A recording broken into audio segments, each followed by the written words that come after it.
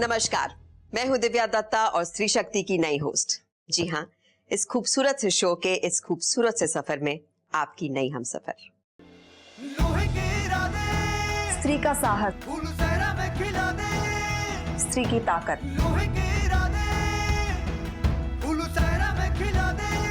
स्त्री का जज्बा, स्त्री शक्ति को सलाम करती हूँ।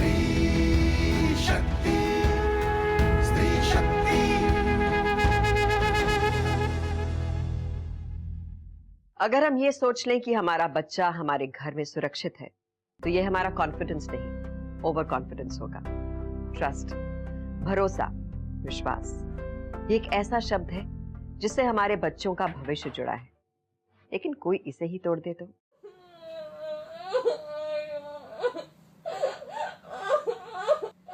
बाल यौन शोषण हमारे समाज का एक ऐसा नासूर है जिससे शायद हम कभी निजात ना पा सके। मैं दिव्या दत्ता आप सभी का स्वागत करती हूँ हमारे शो में, जिसका नाम है स्त्री शक्ति। आइए मिलते हैं हमारी पहली मेहमान से, लेकिन उससे पहले उनके बारे में कुछ जान लेते हैं।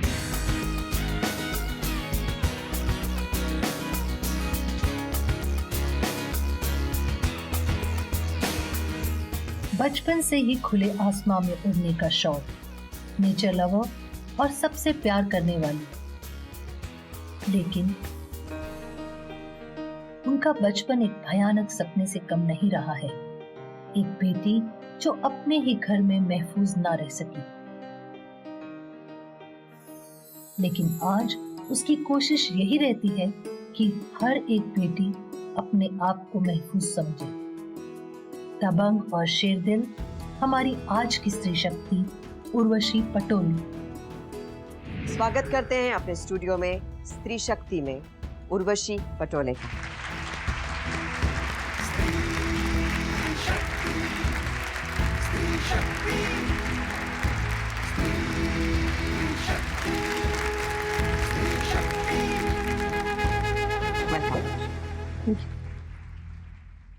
उर्वशी, आप हमारे शो पर आई, स्त्री शक्ति में आई। आप इसका बहुत बड़ा हिस्सा हैं, आप एक सिंबल हैं शक्ति का। आपका बहुत बहुत स्वागत है। शुक्रिया। उर्वशी, बचपन जो होता है वो हमारी सबसे खूबसूरत यादें होती हैं। खिलौने, कहानियाँ, गुड्डे गुड़ियों के खेल और माँ बाप के साथ सबसे ज्यादा मस्ती, दोस्त बनाना। उस सब में आपके बचपन में कुछ बिल्कुल उसको हिला के रख दिया, कुछ खौफनाक हादसों ने। तो मैं जानना चाहूंगी ऐसा क्या हुआ जिससे आपका बचपन टूट गया? मेरे बचपन में ऐसी चीज़ें हुए जो मुझे अभी तक याद रहता है। मैं बहुत फ्रीडम पे बिलीव करती थी बचपन से ही, और उस फ्रीडम का बहुत लोगों ने फ़ायदा उठाया। वो जो मेमोरीज है, they still haunt me. I'm sure वो यादें तो बिल्कुल नहीं जाती होंगी। तो एग्जैक्टली हुआ क्या उर्वशी? सीनियर केजी या फर्स्ट स्टैंडर्ड में थी, 5 अलग लोग मुझे अब्यूज़ कर रहे थे।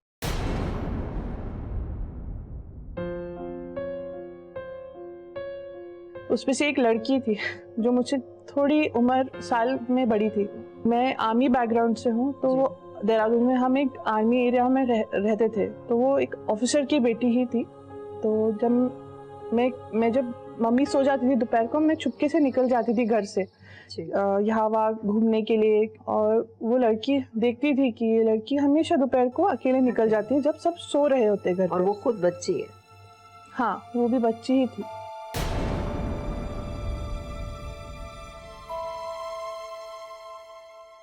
उसने मुझे घर पे बुलाया, बोला मेरे साथ खेलो थोड़े टाइम। तो मैंने बोला क्या खेलना है? तो उसने बोला वो कुछ किचन सेट। तो जब खेल रहे थे मेरे पास आई, पहले मेरा बाल छू रही थी, बोली थी तुम कितनी क्यूट हो, वो सब। और फिर मुझे गलत जगहों पे टच करने लग गई और मुझे इनकरेज करी कि मैं भी उसे टच करूं। और मुझे थोड़ा अनकंफर्टेबल लग रहा था, तो मैंने थोड़ा अपना आवाज़ ऊंचा किया कि क्यों। तो वो सुन के उसके डैड आ गए, तो उसने अपना हाथ हटा दिया। उस वक्त मैं भाग गई थी क्योंकि उसी टाइम पे मेरे साथ 2-3 और ऐसे कुछ इंसिडेंट्स हो ही रहे थे। तो मैं तब तक उसी उसी टाइम पे। और क्या हो रहा था? आर्मी में जवान्स जो होते हैं जी। उनमें से 2-3 थे जो मुझे छू रहे थे और अब्यूज कर रहे थे। उन्हें मुझे देखा था खेलते हुए अकेले, तो उन्हें बोला बेबी क्या कर रहे हैं, अकेले क्यों खेल रहे हैं? तो मैंने बोला मैं खेल रही हूँ। तो उन्हें बोला घर आओ, मेरे बच्चे हैं उनके साथ खेलो, बाहर सेफ नहीं अकेले खेलना। पर जब मैं घर के अंदर गई बस उनकी वाइफ थी और वो ही थे। तो तब तक मुझे बात करते करते मुझे हॉल में बैठा दिया।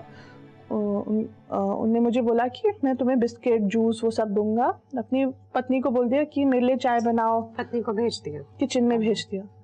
तो जब वो किचन में चले गई, अपना वॉलेट निकाल कर उन्होंने मुझे गंदे गंदे पिक्चर्स दिखाना शुरू कर दिया। और मुझे याद है उन्होंने बोला था ये कि मैं चाहता हूँ कि मेरे साथ भी ये कोई करे, ऐसा बोला था उन्होंने। हाँ, ऐसे करके 2-3 बार मुझे घर पे बुलाया और फाइनली जो वो पिक्चर्स में थे वो मेरे साथ ट्राई करना शुरू कर दिया धीरे धीरे। हाँ, और डर के मैंने छुआ। मुझे याद है मुझे लगा था कि कुछ तो डिजीज हो गया मेरे हाथ में।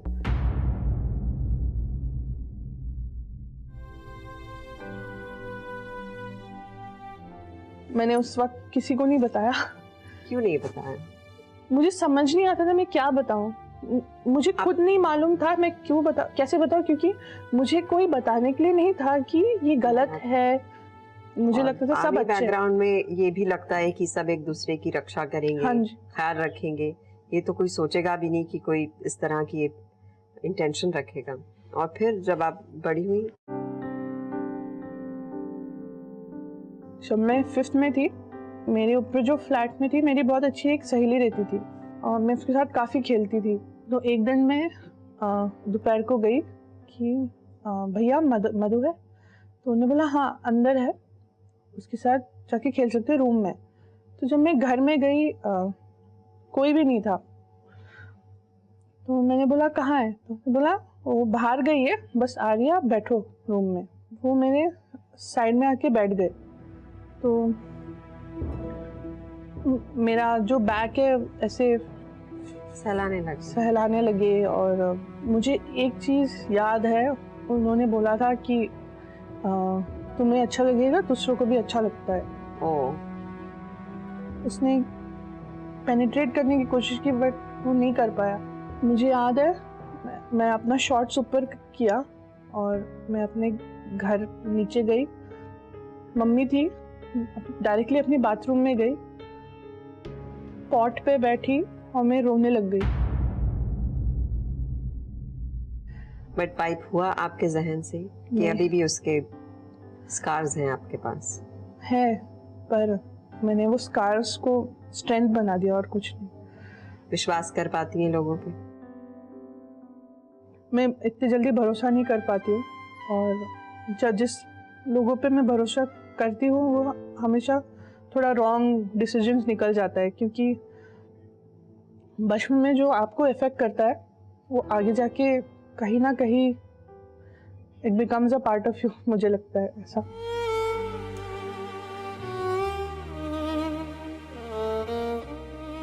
ये जो बचपन की बातें हैं ये मेरे मम्मी पापा को शायद पहली बार पता चल रहा है।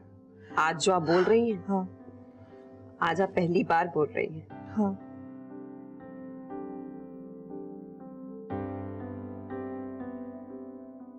मुझे याद है एक बार मैंने अपनी मम्मी को, वो एक तो सहायक शायद सामने ही था और मैं मम्मी को बताने का कोशिश किया कि ये भैया मेरे साथ अच्छा नहीं करते, गलत तरीके से छूते हैं। और आपने बोला मम्मी के सामने? हाँ। और मुझे इतना याद है कि मम्मी हंसी और बोले कि बच्चे कुछ भी बोलते हैं, आप बुरा मत मानिए। ओह गॉड।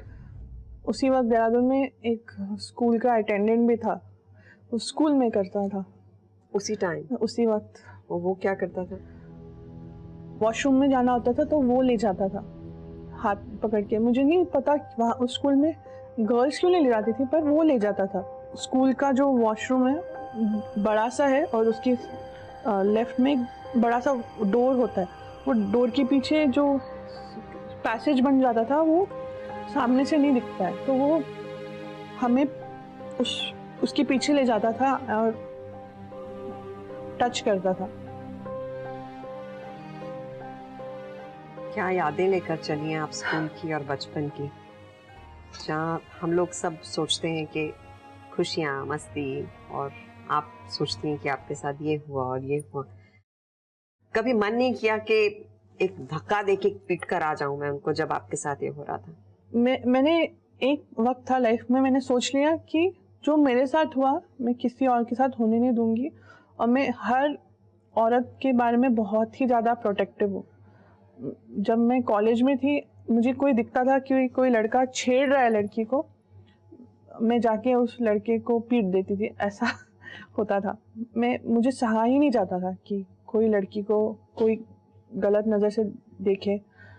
मैं कोई बच्ची को भी देखती हूँ कि वो उसकी मम्मी पापा उनके साथ नहीं है, मैं बोलती, रिक्वेस्ट करती, प्लीज़ अपने बेटी को या बेटे को अपने पास ही रखो, वो कहीं और चली जाएगी। और पेरेंट्स मुझे गुस्से से देखते कि आप कौन हो बताने के लिए, पर मैं बस वो पास्ट बाहर आ जाता था, मैं बोलती थी प्लीज़ थोड़ा देख के रहना। आज जो आपने मुझे इतना कुछ बताया, हमारी ऑडियंस जो आपको आज सुन रही है, देख रही है, अब मैं ये मानूं कि ये सब उन्होंने कभी आपके मुंह से सुना ही नहीं? नहीं। जब आप पेरेंट बनेगी अपने बच्चों को क्या सिखाएंगी? मैं सबसे पहले ये सिखाऊंगी कि लोगों पे भरोसा करो, सबकी मदद करो, पर ये बात हमेशा ध्यान रखो कि अपना सेफ डिस्टेंस रखना है। मैं ऐसा नहीं कहना चाहती कि सब खराब है, पर हमें नहीं मालूम कि कौन अच्छा है कौन बुरा। ये बहुत ज़रूरी है बच्चों को। बहुत। हम जब बच्चे होते हैं तो हर चीज़ पे ट्रस्ट करना, एक हर चीज़ को अच्छा मानना, ये हमें सिखाया जाता है, या हम मानते हैं। कैसा भोलापन बच्चों में होता है कि सब सही है, सब सच्चे हैं, और अगर कुछ बड़ा कर रहा है तो गलत नहीं कर रहा है।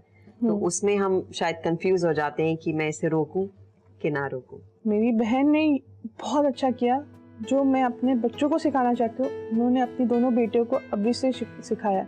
बहुत लविंग है, पर उनमें वो सेंस है, अवेयरनेस है कौन सही कौन गलत। Very proud of my nieces. I am very proud of you. Thank you. बहुत लोगों में हिम्मत नहीं होती अपनी आप बीती लोगों तक पहुंचाने की।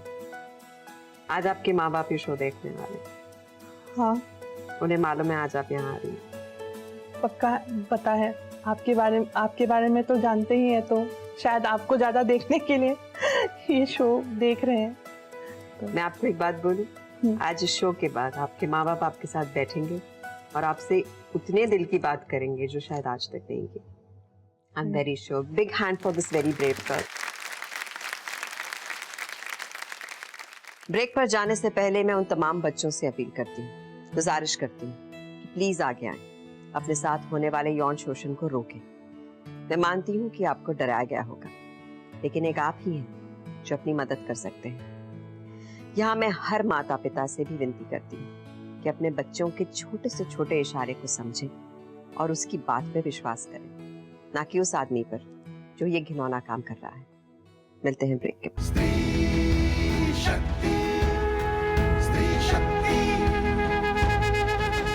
वेलकम बैक टू स्त्री शक्ति।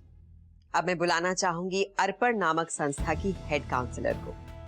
इनकी संस्था कई सालों से बाल यौन शोषण के विरुद्ध काम कर रही है। जोरदार तालियों के साथ स्वागत करते हैं राधिका का।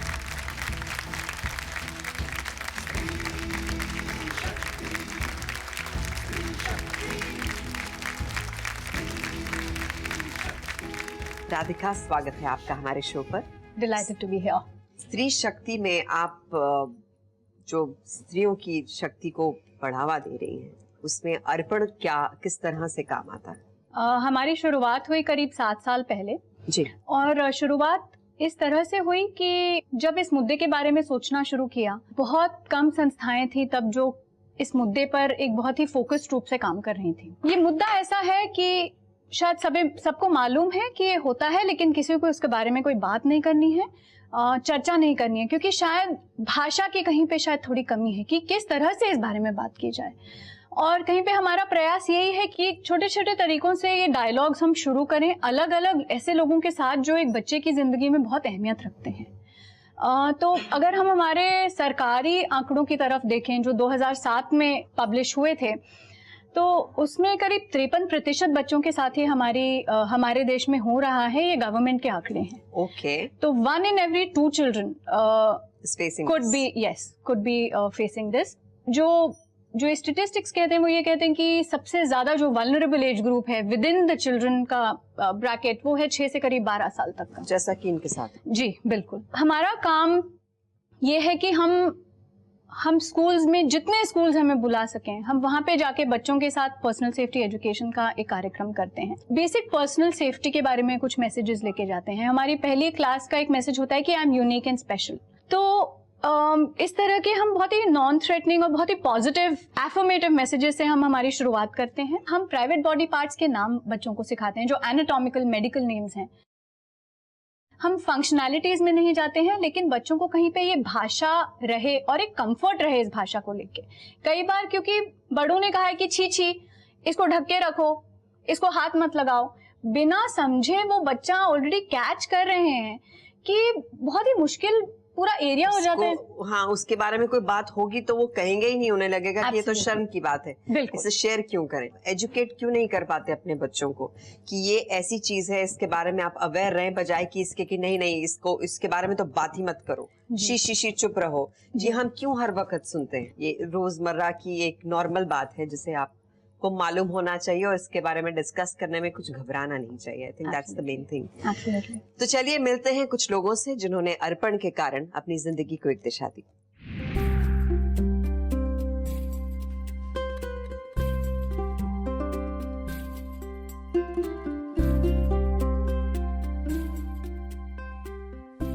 चाइल्ड सेक्सुअल अब्यूजमेंट, हम ऐसा सोचते हैं कि ये सब सिर्फ लड़कियों के साथ ही, ज्यादातर हम लड़कियों को सुरक्षित रखना चाहते हैं, लेकिन ऐसी बात नहीं है। लड़के भी जो है उनके साथ भी अब्यूजमेंट होती है।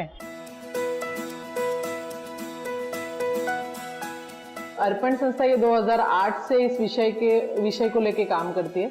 अर्पण संस्था एक ही है महाराष्ट्र में जो बाल लैंगिक शोषण इस विषय को लेके काम करती है, और इस विषय को काम करने के शुरुआत से ही हमने सोचा कि इस विषय में पालकों को, मतलब पेरेंट्स को अवेयरनेस लाना काफी जरूरत की चीज है। मैंने मेरे स्कूल में अर्पण द्वारा वैयक्तिक निजी सुरक्षा कार्यक्रम किया था। मेरे सब टीचर्स, मैं भी खुद, हम दुविधा में थे और हमारे पेरेंट्स को ये चीज कैसे समझाई जाए कि इतने छोटे बच्चे जो मेरे पास आते हैं 6 से 9 उम्र के हैं और वो 650 बच्चे मेरे पास आते हैं पढ़ने के लिए, तो उनको अपने निजी अंग के बारे में हम कैसे समझाएं?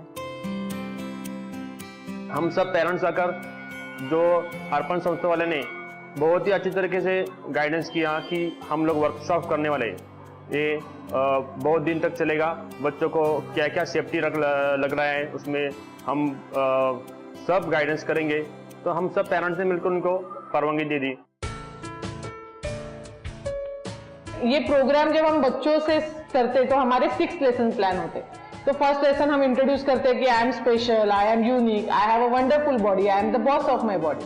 तो हम ये क्यों करते हैं? क्योंकि हमें लग रहा है कि बच्चों का जो आत्मविश्वास है वो खुद से जुड़ा हुआ है, और अगर बढ़ जाता है तो बच्चा ऑब्वियसली अगर उसके साथ कोई अनसेफ सिचुएशन होता है या कोई उसे अनसेफ टच करता है तो वो जरूर अपने विश्वासू लोगों को बता सकता है। हम बच्चों को सेफ टच क्या है, अनसेफ टच क्या है, इसका डेफिनेशन बताते हैं। मैं जब भी वर्कशॉप में आया तभी मुझे थोड़ा अजीब सा लगा, पर मैं जब ये सीखते गया तभी मुझे बहुत ही अच्छा लगने लगा। मुझे मेरे सेफ्टी के बारे में बहुत कुछ पता चलने लगा कि अनसेफ क्या होता है, सेफ क्या होता है। थर्ड लेसन में हम बच्चों को प्राइवेट बॉडी पार्ट्स इंट्रोड्यूस करवाते हैं। तो हम बच्चों के, लड़कों के और लड़कियों के दोनों के अलग अलग प्राइवेट बॉडी पार्ट्स इंट्रोड्यूस करवाते हैं। मैं मेरे प्राइवेट बॉडी को कोई छू नहीं सकता, कोई देख नहीं सकता और इसके बारे में बात नहीं कर सकता। ना बोलना इतना डिफिकल्ट हो जाता है क्योंकि हमने बच्चों को बचपन से सिखाया ही नहीं है कि ना कैसे बोलना है। तो तो हम बच्चों को क्लास में प्रैक्टिस करवा के लेते हैं कि अगर कोई चीज उन्हें अच्छी नहीं लगती या कहीं पे उनको अनसेफ लगता है तो वो कैसे ना बोल के चले जा सकते हैं। लास्ट जो हमारा काफी इंपॉर्टेंट मैसेज है वो है कि नॉट माई फॉल्ट। मेरी ये छोटी बहन है ना, उसको मैं सिखाएगी कि अनसेफ और सेफ। मैं इस वर्कशॉप में आया क्योंकि मुझे मेरे सेफ्टी के बारे में जानना था और मैंने वो जान लिया है। मुझे इस वर्कशॉप बहुत ही पसंद आया ये वर्कशॉप। क्रिमिनल साइकी होती है कि किसी भी तबके के लोग आकर एजुकेशन मैटर करती है, क्या होता है ये? कुछ भी मैटर नहीं करता है। हर तरह के लोग ये कर रहे हैं, मतलब जिन्हें आप बहुत शायद नॉर्मल समझते हैं। बिल्कुल। और कहीं पे हमारे हेड में एक स्ट्रेंजर डेंजर का बहुत क्लियर पिक्चर होती है कि कोई बहुत ही डरावना दिखने वाला इंसान ऐसे काम कर पाएगा, लेकिन ऐसे लोगों को एक ग्रुप में आइडेंटिफाई करना बहुत मुश्किल है।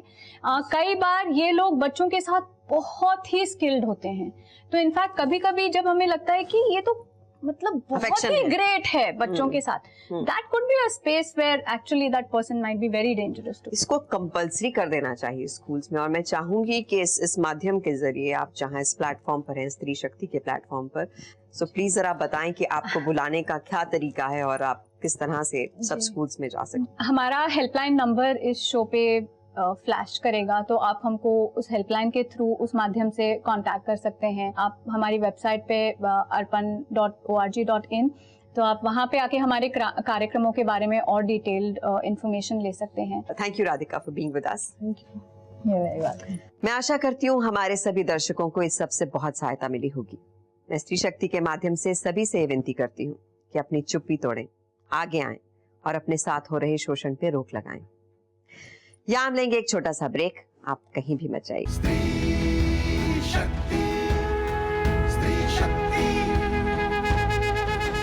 एक बार फिर स्वागत है आप सबका स्त्री शक्ति में। आज हम बात कर रहे हैं बाल यौन शोषण की। चलिए मिलते हैं हमारी अगली मेहमान से, लेकिन उससे पहले उनके बारे में कुछ जान लेते हैं।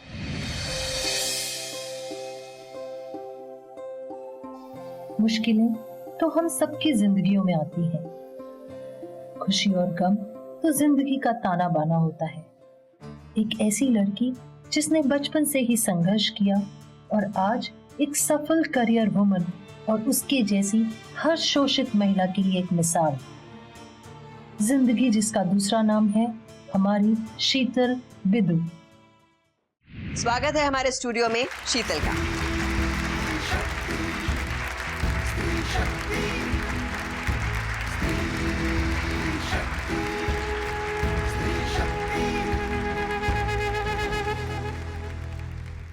स्त्री शक्ति में आपका स्वागत है शीतल।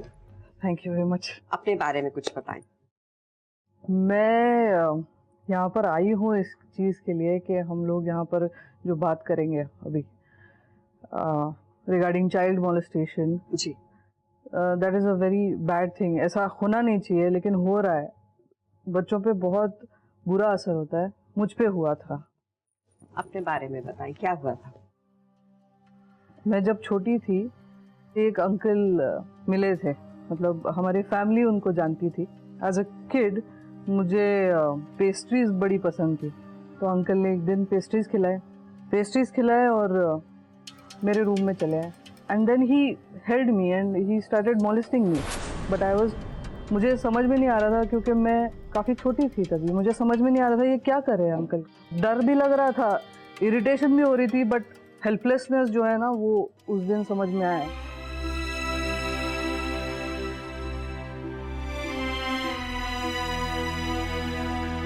कभी फैमिली से नहीं बोला आपने कि ये अंकल जो है ऐसा करते? जब मैंने मम्मी को बताया तो मम्मी ने मेरी बातें सारी सुन ली। उनको भी गुस्सा आया, बट मम्मी ने ये किसी से नहीं बोला, ना मेरे डैडी से बोला, क्योंकि वो सोचते थे कि डैडी कुछ करना दे वहाँ पर जाकर। आपकी साइकी पे आज जब आप बड़ी हैं, समझदार हैं, इसका क्या असर है? पहले तो बहुत से मर्दों से मतलब विश्वास उड़ गया उन पे, not only because of this but और भी ऐसे हादसे हुए हैं। कजिन्स ने भी किया था। और आप कुछ कह नहीं सकते क्योंकि कजिन्स हैं आपके? नहीं, एक कजिन को मैंने बताया था, वो दूसरी बार आया खेलने तब मैंने उसको बताया कि मुझे नहीं खेलना। तो बोला क्यों नहीं खेलना है, आंखें बड़ी करके ऐसे, क्यों नहीं खेलना? मैंने ऐसा खाली हाथ दिखाया उसको। तो आपको लगता है कहीं ना कहीं हर एक इंसान के साथ होता है, लेकिन अगर आप अवेयर हो आपके आसपास ही क्या हो रहा है तो इसे वहीं के वहीं रोका जा सकता है? हाँ हाँ, ऑफ कोर्स। अगर मैं तभी छोटी जब थी और तभी अगर मुझे पता होता था कि अगर ऐसा कुछ है, मुझे लगे तो मैंने क्या करना चाहिए, कभी मुझे सिखाया नहीं था ना क्या करना चाहिए, वो तो मुझे बाद में पता चला कि मेरे साथ क्या हो रहा है एग्जैक्टली। इससे पहले कि हम आगे बढ़े, मैं उर्वशी को वापस बुलाना चाहूंगी। Please welcome Urvashi.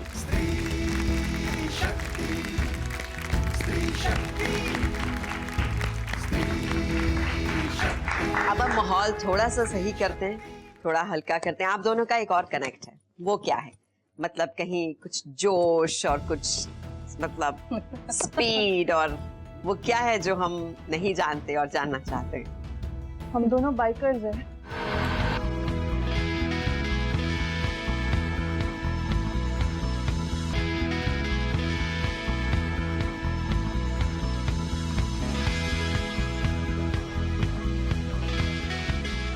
बाइकरनी करके भारत का सबसे पहला और सबसे बड़ा ऑल वुमेन मोटरसाइकिल एसोसिएशन है, उस दोनों के हम मेंबर्स हैं।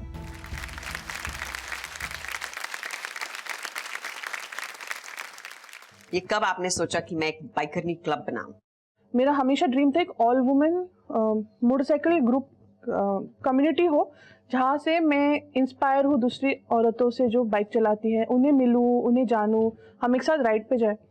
तो मैंने एक फेसबुक ग्रुप क्रिएट किया, उसमें बस 11 से 14 लड़कियाँ थी। लड़के मजाक उड़ाते कि लड़कियाँ बाइक नहीं चला सकते, मैं फीमेल रिलेटेड नाम रखूँगी और बाइकरनी रख दिया। आपका टैगलाइन क्या है? I like mud for makeup, petrol for perfume. क्या बात, mud for makeup, petrol for perfume. हाँ। ओके, बाइकरनी क्लब करता क्या है?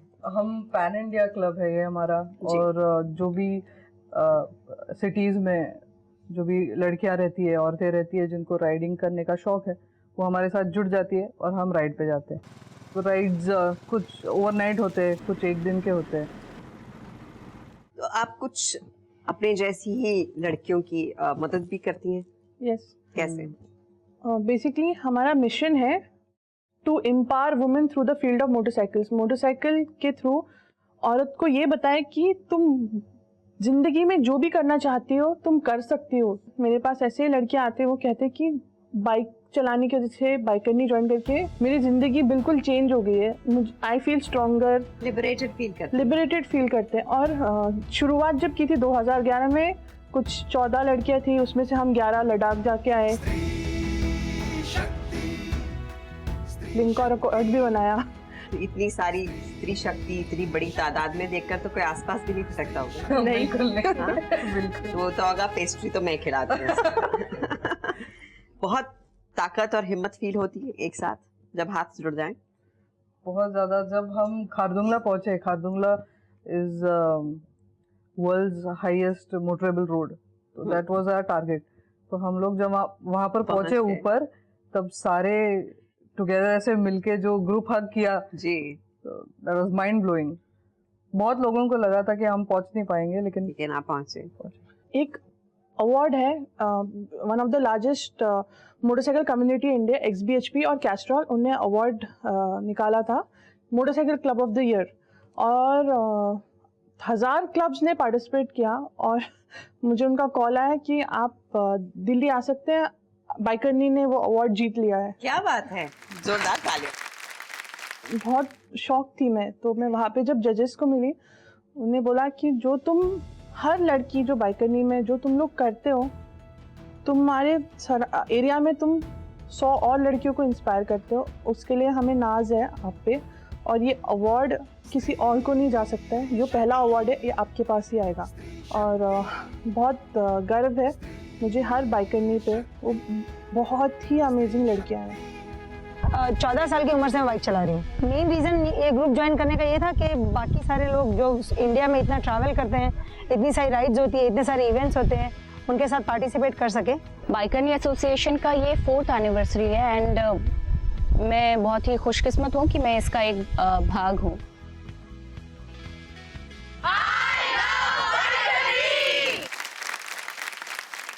On this note हम लेते हैं एक छोटा सा break. We'll be right back।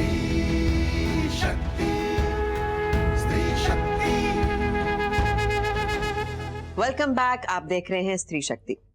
Urvashi, हमने सुना है कि आप विमेन सेफ्टी के लिए भी कुछ कर रहे हैं। हम लोग वुमेन सेफ्टी के लिए क्या करते हैं, फर्स्ट ऑफ ऑल हर लड़की को जो बाइकरनी में उनको अवेयर करते हैं कि अपना सुरक्षा कैसे करें। अभी हम लोग सेल्फ डिफेंस क्लासेस प्लान कर रहे हैं। फर्स्ट एड के क्लासेस होते हैं हमारे, मोटरसाइकिल मेंटेनेंस के होते हैं कि सुनसान जगह पे गाड़ी खराब होगी तो क्या करना है आपको। और मुझे याद है एक बार क्या हुआ था, मेरी अत्या है जो पापा की बड़ी बहन है, मैं उनके पास जा रही थी जी, और थोड़ा अंधेरा था एंड मैंने देखा कि एक वाइट स्कूटी में एक लड़की बहुत फास्ट अपने स्कूटी को धक्का मार के जा रही है। तो मैं सोचू इतना तेज क्यों जा रही है। तो मैंने देखा एक 4 लड़कों उसके पीछे पीछे थोड़े पीछे चल रहे थे और कुछ तो अपने बीच में खुसर पुसर चल रही थी और उनका भी जो डिस्टेंस था कम होते जा रहा था। मैंने बिना सोचे अपना मोटरसाइकिल वो लड़कों के बीच और लड़की के बीच में लगा दिया और जो से एक किया तो वो लोग घबरा गए और टर्न होके चले गए वहां से। आपने हेलमेट पहना था तो उनको लगा कि कोई लड़का आए से, शायद वैसे ही लगा होगा कि या आपने जिस जोर से और जिस दम से बोला शायद उससे भाग गए।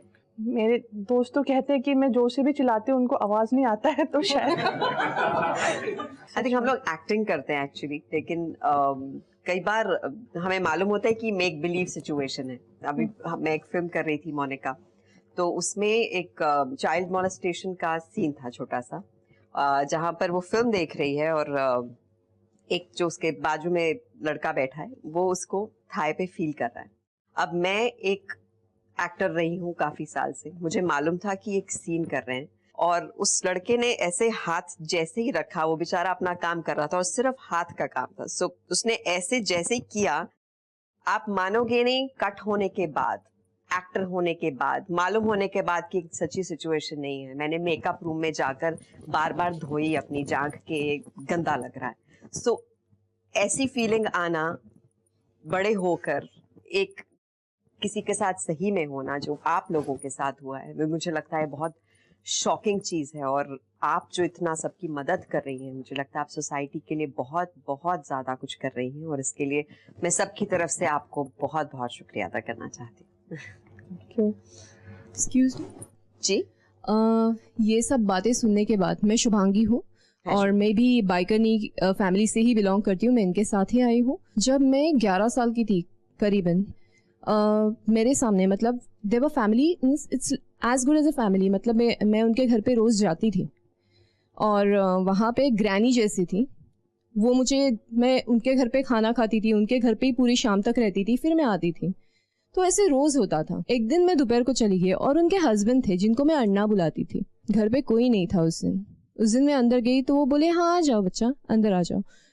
अंदर जाने के बाद बात की, फिर मेरे कंधे पे हाथ रखा गया, फिर कंधे पे हाथ रखा गया और फिर मुझे फील किया गया। मैंने हाथ निकाला और मैं वहाँ से निकल के घर पे आ गई। घर पे आने के बाद मुझे खुद को इतना गंदा फील हो रहा था, मैं थोड़ा टाइम, मतलब कुछ समझ में नहीं आ रहा था कि ये क्या था, ये क्यों था, क्योंकि वो जो टच था वो समझ में आया कि ये नॉर्मल टच नहीं है। ये बात मैंने आज तक कभी किसी को नहीं बताई। कल ये शो पे आने वाली हूँ, इसलिए कल मैंने मेरी माँ को कल ये बात बताई। Really? हाँ, और उनको बताया कि ये मेरे साथ हुआ था और वो बहुत शॉक्ड हुई। पर आपने शुभांगी कभी अपने पेरेंट्स को क्यों नहीं बताया? नहीं बताया क्योंकि वो मुझे खुद को समझ में नहीं आया था। मतलब मुझे ये पता चला था कि वो जो एक टच है वो गंदा है, वो अच्छा नहीं है, वो मेरे लिए नहीं है। वो एक इंसिडेंट से मैंने एक बात सीखी है। मुझे 2 बेटियां हैं, एक 17 साल की है, एक 7 साल की है। तो मैंने उनको ये सिखाया है कि टच क्या होता है, कैसा टच होता है। It's a good touch, it's a bad touch. और वो इतना कंफर्टेबल हैं आपके साथ कि कभी कुछ हो, भगवान ना करे कुछ हो, लेकिन आपसे आकर सीधा वो कह सकते हैं कि माँ जो आपने सिखाया था वो हमने उस पर अमल किया। जी बराबर जी। तो आप बहुत बहुत बधाई की पात्र हैं Shubhangi. Thank you for sharing your story with us. Thank you so much. बहुत एक खुशी हुई है जानकर कि आप सब अपने अपने तरीके से समाज में हेल्प कर रहे हैं, अपने बच्चों की हेल्प कर रहे हैं, अपने दोस्तों की हेल्प कर रहे हैं, अवेयरनेस फैला रहे हैं। और वो जो मुखौटे कुछ लोग पहन लेते हैं जिन्हें हम लगता है कि ये हमारे अंकल हैं या हमारा भाई है या हमारा दोस्त है, उनको जरा हटाकर देखना कि उनका इंटेंट क्या है। एक छुअन में जो एक पता चलता है कि ये गलत है या सही है, वो अपने बच्चों को बताना कि ये सही ये गलत, वो जो आप एक अवेयरनेस फैला रहे हैं, अर्पण फैला रहा है अपने जरिए, सो मुझे लगता है आप सब एक बहुत कमाल का काम कर रहे हैं। और वर्ड ऑफ माउथ के जरिए ये जरूर कहना चाहेंगे कि पेरेंट्स अगर अपने बच्चों को इस बारे में अगर बताते हैं तो उसमें कुछ किसी भी तरह की शर्म नहीं फील करनी चाहिए कि हम अपने बच्चों को ये कैसे कहें। बिल्कुल आकर, क्योंकि वो आपका अंश है, उनसे शेयर करना, उनको बताना क्या सही क्या गलत, मुझे लगता है घर से शुरू होता है। थैंक यू सो मच, आप हमारे साथ आज यहाँ पर रही। Thank you.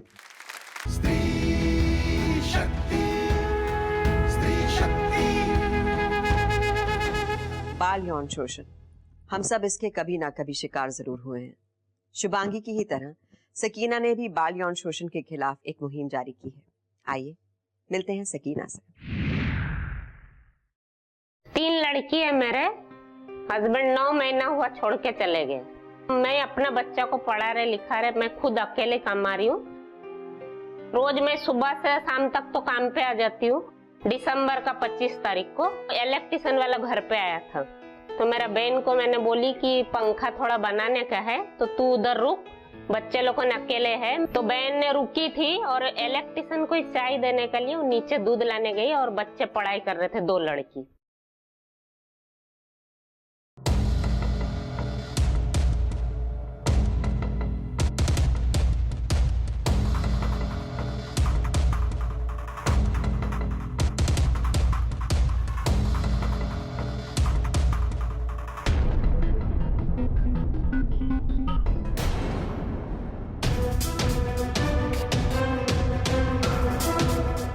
पकड़ा तो उसने चिल्ला के नीचे गई, नीचे जाके मेरे को फोन करी कि मम्मी आप जल्दी घर पे आओ और इलेक्ट्रिशियन वाला का नजर अच्छा नहीं है। तो मैंने बोली क्या हुआ, तो उसने फोन पे ही रोने लगी। तो मैं जिधर भी काम कर रही थी छोड़ के गई और मैंने रास्ता में ही रूम वाली को फोन किए कि हमारा ऊपर जो इलेक्ट्रिशियन है आप उसको पकड़ के रखो, छोड़ो मत।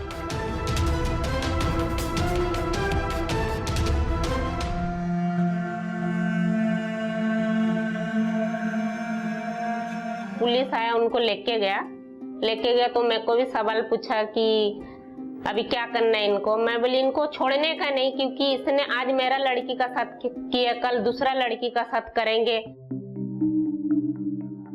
वो लड़की तो रोती थी, इतना पकड़ के रोती है कि मम्मी अभी मैं क्या करूं, अभी स्कूल में क्या बोलूं, ट्यूशन में मैं क्या बोलूं, कोई अगर पूछेगा ऐसा सब लोगों ने सुन लिए क्या होएगा। तो मैं बोली कुछ नहीं, लड़का ने गलती किया, लड़का को सजा मिला, तुमने नहीं गलती की कि तुमको सजा मिलेगा। अभी फिलहाल नॉर्मल थोड़ा हुई है। मैंने उसको समझाई कि अगर जैसा बाहर जा रहे, ये डर तुम मन से निकाल दो कि तुम्हारा साथ क्या हुआ है। तुम बाहर जा रहे, तुम्हारा साथ कुछ ऐसा रखो कि वो लड़का तुम्हारा सामने आए, तुम उसको काबू कर सको।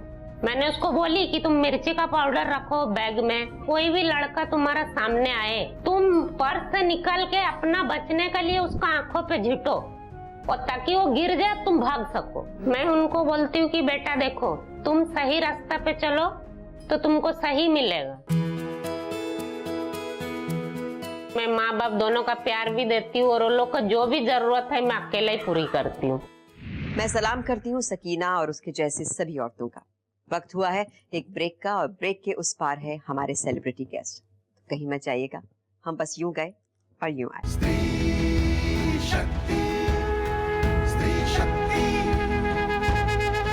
बारी है हमारे आज के सवाल की। हमारा आज का सवाल है, उर्वशी के क्लब का नाम क्या है?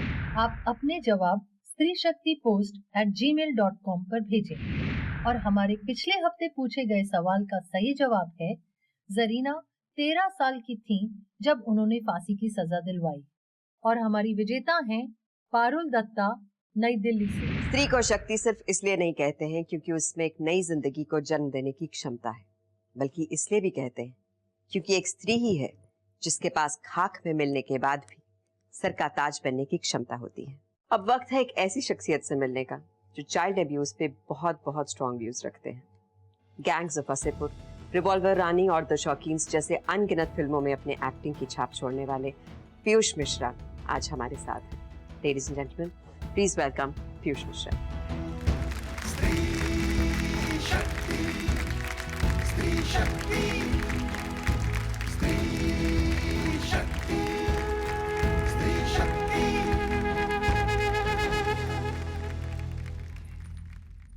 पीयूष जी, स्त्री शक्ति पर आपका स्वागत है। धन्यवाद। मुझे बुला के बड़ा आसान किया आपने और देवी से मिलवाया। मेरे लिए ये बातें इस तरफ इशारा नहीं करते कि आपने उगल देना चाहिए, किसी से भी शेयर कर देनी चाहिए सब बातें। शेयर करने से आदमी बहुत हल्का हो जाता है। ये भी यही कह रही थी कि मैं बहुत हल्का फील कर रही हूँ। अभी आप बाकायदा आंखों में आंखें डाल के बात कर सकती होंगी लोगों से। ये मतलब वहशी मानसिकता ही हो सकती है, ये कोई जो है ऑर्डिनरी आदमी नहीं कर सकता। पर पीयूष मुझे आप एक बात बताइए, किस चीज में हम यहाँ पर यही मुद्दा अगर उठाएं तो क्या कमी रह जाती है, कहाँ पर हम मिस कर जाते हैं? दिव्या कि मेरा बहुत पुराना दोस्त था, एक 30 साल पुराना जी। उसका ये कहना था, बहुत ही फर्म तरीके से मानना था कि जब सामने वाली लड़की के साथ में बलात्कार होता है तो मैं उसके बीच में नहीं बोलता, क्योंकि मुझे मालूम है कि मेरी बेटी सुरक्षित है, मेरी बहन सुरक्षित है। जिस दिन ये एहसास हो जाएगा मुझे कि सामने वाली बेटी को बलात्कार करने के बाद में वो मेरी बेटी के पास में आएगा, उस वक्त मैं सामने वाले की किसी भी बोलूं। तो अभी मैं सुरक्षित हूं, अपने घर के साथ में सुरक्षित हूं, मैं तो बचा हुआ हूं। पीयूष जी, आप वर्ड्स को बहुत खूबसूरती से पोर्ट्रे करते हैं, लिखते बहुत अच्छा, एक्टिंग बहुत अच्छी करते हैं। बचपन जो हम सबसे ज्यादा हमेशा याद रखते हैं, उधर जब इनका बचपन इतने सारे खौफनाक हादसों के साथ आया, आप उन बच्चों को जो अपना भोलापन लेकर चलते हैं, उन्हें कुछ खास कहना चाहेंगे? नहीं दिव्या, हकीकत तो ये है कि मैं नहीं समझता कि ऐसा कोई भी व्यक्ति होगा, ऐसा कोई भी व्यक्ति होगा जिसके साथ बचपन में ये हादसे नहीं हुए होंगे। आपको ऐसा लगता है? बिल्कुल कोई नहीं होगा, विदाउट एक्सेप्शन। मैं हूँ, मेरे साथ बचपन हुआ था, कुछ हुआ था और मैंने बाकायदा बोला। आपने वॉइस कर अरे बाकायदा बोला। और मेरे को आदत पड़ गई थी कि जब कुछ ऐसी बात हो जो मेरे अंदर परेशानी पैदा करे, तब मैं उसको व्यक्त कर दूं। तो ये बचपन में हर बंदे के साथ होता है। ये हमारे अंदर के चोर दरवाजे होते हैं बेसिकली, जिनको हम कभी खोलना नहीं चाहते। क्या तुम चुप रहो। ये चुप रहो जो है, ये हम नहीं जानते कि हमारे अंदर कितने बड़ा कॉम्प्लेक्स, कितनी बड़ी गांठ पैदा करने जा रहा है। तो चुप रहो, सोशल स्टिग्मा इतना जरूरी क्यों है, बजाय कि इसके कि आपके अपने बच्चे पे क्या गुजर रही है? चुप रहो क्यों? हमें कहीं ना कहीं हमारे ज़हन में ये चीज बैठ जाती है कि इसमें शायद हमारा भी पार्टिसिपेशन है। जैसे आपने कहा ना कि डिजीज, ऐसा लगा कि मुझे हाथ में डिजीज हो गई थी, वो डिजीज हो गई थी, इसका मतलब आपको लगा कि डिजीज हो गई है। डिजीज कुछ नहीं हुई थी।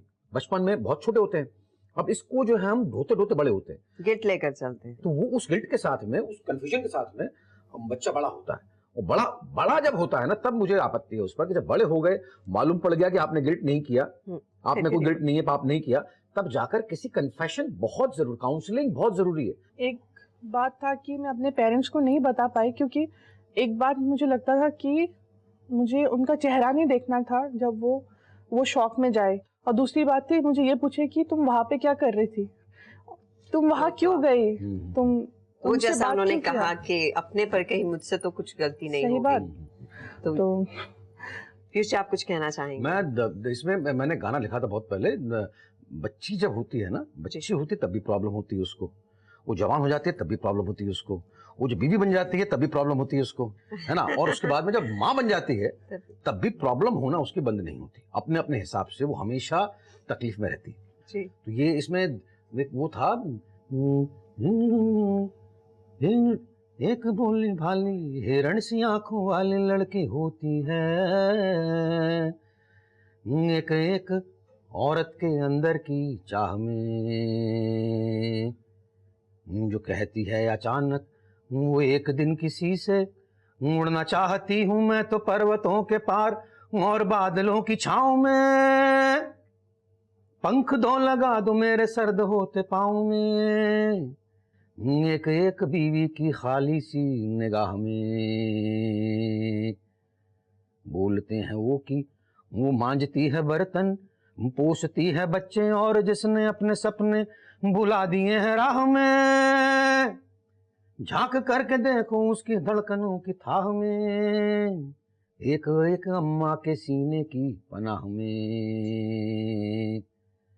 गुनगुनाती है वो कोई पुराना नगमा, रख दिया था जिसको उसने कोने में समेट कर, यूं ही खाम खाह में दब गया था जो किसी की आह में कराह में, एक भोली भाली हिरण सी आंखों वाली लड़की होती है। एक लड़कियों का एक प्यारा सा भोली भाली हिरण सी आंखों वाली वो एक भोलापन, वो एक इनोसेंस बरकरार रहे और हमेशा रहेगी मुझे लगता है। और पीयूष जी तहे दिल से शुक्रिया, आप हमारे शो का हिस्सा बने। है ना। बहुत बहुत बहुत धन्यवाद आप लोगों ने, आपने मुझे इतना कुछ इंस्पायर किया आज, और मैं उम्मीद करता हूँ कि आपकी जैसी बेटी मेरे घर में हो तो मैं उसे ढंग से शिक्षा दूँ बाकायदा। हाँ, टेक केयर यार। आपकी इस बहुत सुंदर सी हौसला अफजाई के लिए थैंक यू। मैं दिव्या दत्ता आप सबसे विदा लेती हूँ और वादा करती हूँ कि हम और आप मिल के समाज की इन कड़वी सच्चाइयों के बारे में ना सिर्फ चर्चा करेंगे बल्कि स्त्री शक्ति के माध्यम से लोगों में जागरूकता फैलाने का प्रयास भी करेंगे। तब तक अपना ख्याल रखें और सुरक्षित रहें। शपा खैर। कितने पैसों की डिमांड की थी उन्होंने आपसे? 11 लाख से डिमांड स्टार्ट हुई थी। Yes. वहीं बैठे बैठे जी। और फिर बढ़ा दिए? बढ़ा रहे थे वो, हमारे तरफ से कम हो रहे थे, बढ़ा रहे थे वो, कम हो रहे थे। देन वो सब खत्म करके एटलीस्ट शादी का खर्चा सोच के 5 लाख एंड 10 तोला गोल्ड दे दीजिए। मुझे ऐसे लग रहा है कि कोई चीज खरीदने जा रहे हैं और उसकी हम बार्गेनिंग कर रहे हैं कि इतना नहीं इतना करते हैं। या मेरा जैसे लीलाव हो रहा था